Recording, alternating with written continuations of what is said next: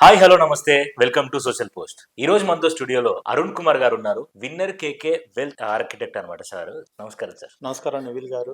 Daily SIP లో చిన్న amount పెట్టుకుంటే ఎలాంటి పాసిబిలిటీస్ ఉంటాయి సార్? అలాంటి అసలు చిన్న అమౌంట్ పెట్టుకునే పాసిబిలిటీస్ ఉంటాయా? సార్ ఇక్కడ డైలీ సిప్లో మనం చెప్తున్నాము, దీన్ని చాలా జాగ్రత్తగా ఆలోచించాలి.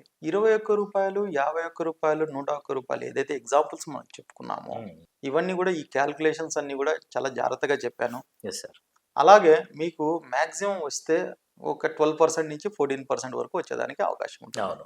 కానీ మీకు డైలీ సిప్ చేసుకోవడం వల్ల డైలీ ఇన్ఫ్లేషన్ కూడా మీరు క్యాల్కులేట్ చేసుకోవాలి. అవును.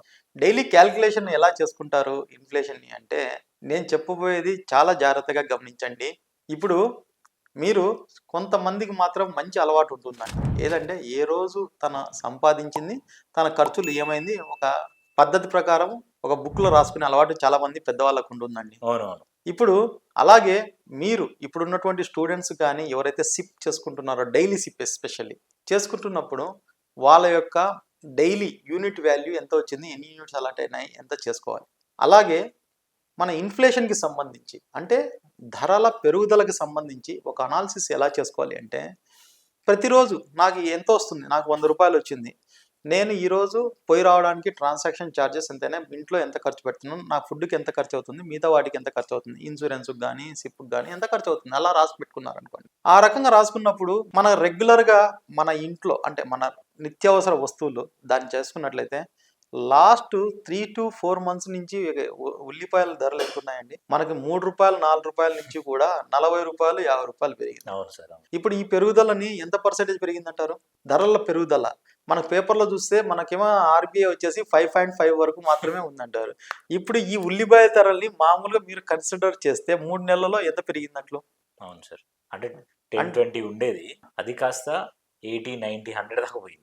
సరే, 100 అంటే మీరు మీరు రూ. 20 అనేది రూ. 100 అనుకుందాం, 500% పెరిగిందా? ఈజీగా పెరిగింది. మరి 5.5% ఎక్కడ మ్యాచ్ చేస్తారు మీరు? అలా మీరు రెగ్యులర్ గా ఏ ఖర్చులు అవుతున్నావు, ఒక టీ చూసుకోండి, లాస్ట్ ఇయర్ మీకు రూ. 10 అనేది ఇప్పుడు రూ. 12 అంటే 20% పెరిగినట్లా కాదన్నా? అట్లా మీరు ఆన్ యావరేజ్ మీరు ఒక పర్సన్ తీసుకున్నప్పుడు మీకు డైలీ సిప్ అనేది మీకు 21 రూపీస్ తోటి సరిపోతుందా అండి? సరిపోదు. సో మీ యొక్క ఇన్ఫ్లేషన్ని మీరు బీట్ చేయగలుగుతారా? మీ యొక్క మామూలుగా ఆస్తిని కానీ వెల్త్ని కానీ క్రియేట్ చేయగలుగుతారా? నెవర్.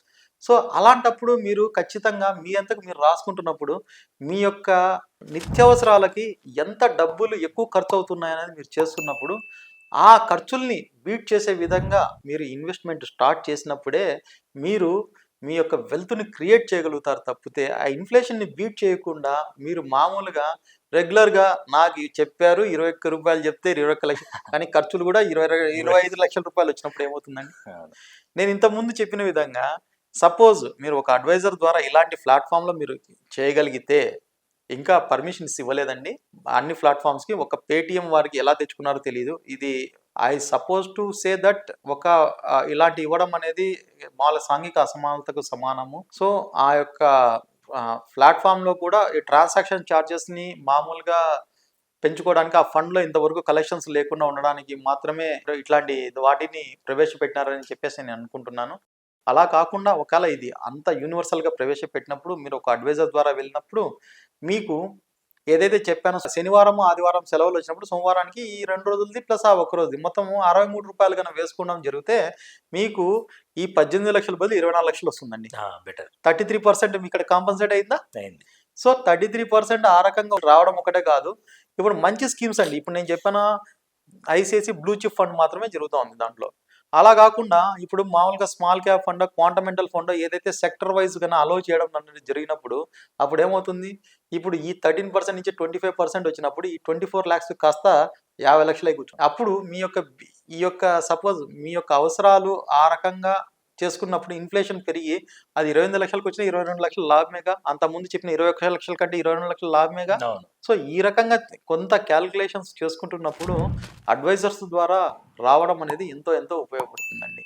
సో ఇది మనకు డిసడ్వాంటేజ్ని కూడా మనము అడ్వాంటేజెస్ కింద కన్వర్ట్ చేసుకునే దానికి అవకాశం ఉంటుంది. అలా కాకుండా ఈ యొక్క ఫిన్టెక్ యాప్లు మాయలో పడిపోయినారంటే మాత్రము నీకు రూ. 21 ₹1 ట్రాన్సాక్షన్ ఛార్జెస్ అంటే గోయిందా, రూ. 5 లాసు, వచ్చే అమౌంట్లో 33% లాసు, టోటల్గా మనకి ఎంత 24 లక్షల రూపాయలు రావాల్సింది 18 లక్షలు మాత్రమే వస్తుంది.